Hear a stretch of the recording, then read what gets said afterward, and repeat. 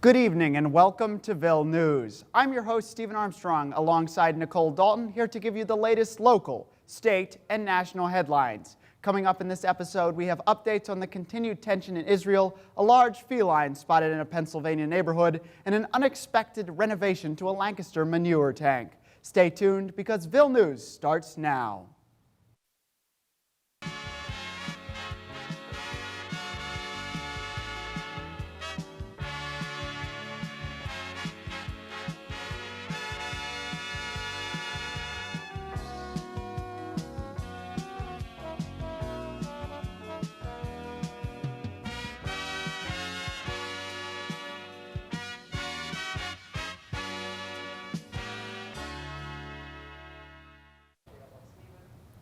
On October 14th, 6-year-old Wadea Al-Fayoume, a Palestinian-American boy, was stabbed to death 26 times in his Illinois home.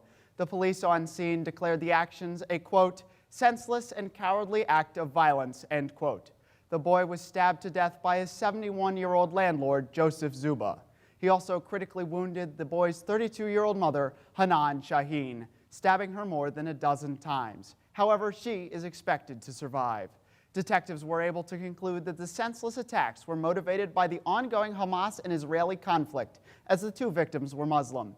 Zuba was arrested and charged by the Will County Sheriff's Office, who also opened a federal hate crime investigation into the slayings amid the racial motivation with the ongoing Middle Eastern conflict. The father of the boy said, quote, he hopes something good can come out of his son's slaying, end quote, even calling his son a martyr. On Saturday, October 14th, the annular solar eclipse occurred in parts of both North and South America. It was visible in the U.S. in a path from Oregon to Texas. An annular solar eclipse occurs when the moon passes between the Earth and the sun, but is too far away from the Earth to fully cover up the sun, making the sun appear to be a ring. The next annular solar eclipse over the United States will not be until 2039. However, the next eclipse in the U.S. will be April 8th, 2024, which will be a total solar eclipse where the sun will be completely blocked by the moon, darkening the skies across a path from Texas to Maine, including parts of Pennsylvania.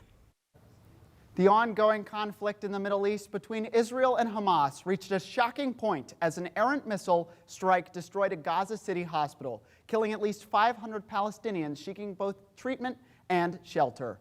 Both Hamas and the Israeli Defense League have blamed the opposition for the war crime, with the IDF reporting the blast came from a rocket misfired by Hamas-associated militant group, Palestinian Islamic Jihad. This development comes as President Joe Biden touched down in Israel to meet with Israeli officials, with a planned mini-summit with Arab leaders being canceled after the hospital blast. Speaking to reporters Wednesday morning, Biden remarked on the explosion, saying, quote, based on what I've seen, it appears as though it was done by the other team, not you. But there's a lot of people out there who are not sure. So we have to overcome a lot of things, end quote. When we get back, updates on a large feline spotted in Pennsylvania and a new plan to boost veterans' employment. Ville News will be right back.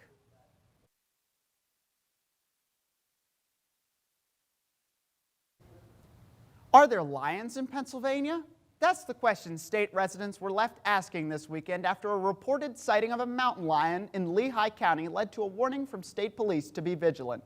A resident of Lower McHugh noticed a large feline in their backyard and shared photos of it with state police. However, the fears of residents were quelled after an investigation by the State Game Commission revealed that the animal was not a puma, but rather a feral house cat. Not as large, but still quite aggressive. Anyone hoping to catch a catamount in the state? Still, it's bad news. While cougars have historically lived in Pennsylvania, a confirmed sighting has not happened in the state since the 1800s. There are no current plans to reintroduce them to the forests of the Keystone State, though the legacies of these amazing animals lives on in Pennsylvania through the Nittany Lions, the official mascot of Penn State University.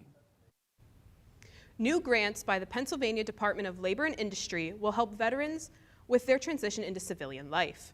These grants for the VEP, or Veterans Employment Program, will expand upon existing job opportunities, projects, and funding.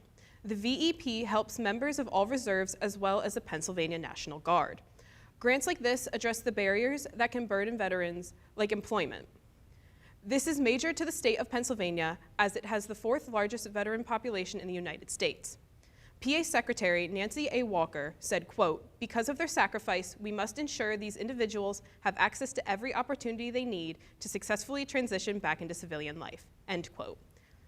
This funding will also help the veterans' families, as some may deal with unemployment or lower pay.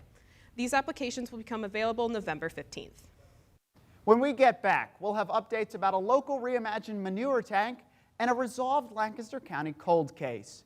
Ville News will be right back.